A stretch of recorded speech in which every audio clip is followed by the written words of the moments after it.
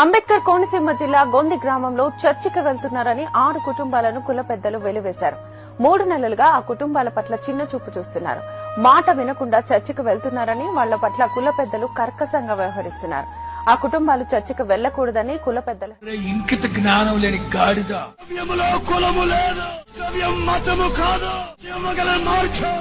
ఇంకిత జ్ఞానం లేని గాడిద. క్రైస్తవ్యం అంటే మత మార్పిడి కదరా పెచ్చోడా.